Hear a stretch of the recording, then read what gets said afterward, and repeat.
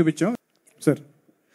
హనుమంతుని అంటే భార్య సువర్చలాదేవి ఎక్కడ రెఫరెన్స్ ఉండదు మహాభారత అంటే రామాయణంలో కానీ పురాణాల్లో. సో ఈ హనుమాన్ జీవితంలో హీరోయిన్ ఎలా అకామిడేట్ చేశారు? అంటే డెఫినెట్గా మీరు చెప్పింది అంటే లైక్ అది అందరూ యాక్సెప్ట్ చేయని ఒక స్టోరీ అది. బట్ మేము హనుమంతుడు వారికి సంబంధించిన అన్ని స్టోరీస్ చదివాము.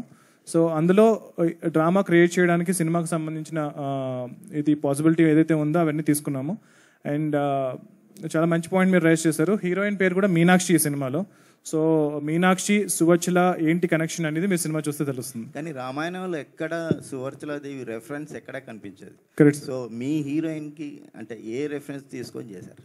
అదే చెప్పాను కదా సార్, మీరు అన్న ఏదైతే సువర్చల అనే దేవి అనే క్యారెక్టర్ ఏదైతే ఉందో మీరు సినిమా చూడాలి సార్. సినిమా చూస్తే అది నేను ఇంకా బాగా చెప్పగలుగుతాను. ఇంకోటి అంటే మామూలుగా హనుమాన్ అంటే ఒక విశ్వవానరుడు, బలవంతుడు. సో అలా ఒక ప్రభాస్ స్టేచర్ ఉన్న హీరో చేస్తే ఒక ఒక రియాలిటీ వస్తుంది. అలాంటి ప్లేస్లో తేజాన్ని తీసుకోవడానికి ముఖ్య కారణం ఏంటి సార్? ప్రభాస్ గారికి పవర్స్ రావాల్సిన అవసరం లేదు సార్. సో నిన్న సలార్ ట్రైలర్ చూసారు కదా మనం. సలార్ ట్రైలర్లో ఆయనకి పవర్స్ అవసరం లేదు, ఆయనకి హనుమంతుడు ఇవ్వాల్సిన బలం లేదు, ఆయన ఆల్రెడీ అంత బలస్తుడు.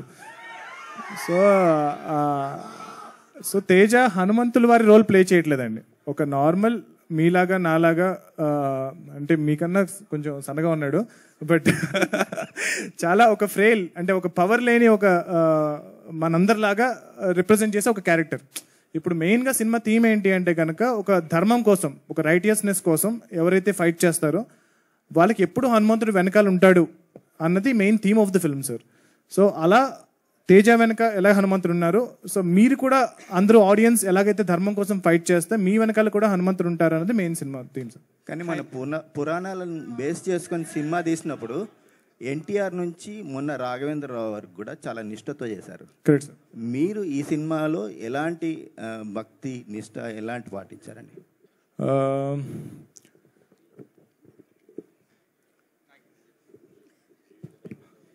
అంటే అది ఆయనకి సెంటిమెంట్ ఏమో చెప్పటం అని నాకు తెలుసు. సో ఆ చిన్నప్పుడు ఆ శ్రీరామ్ దాసు అవన్నీ నేను కూడా చేశానండి, అదే నిష్ఠతో నేను కూడా చేశాను. సో అవన్నీ మాకు తెలుసు.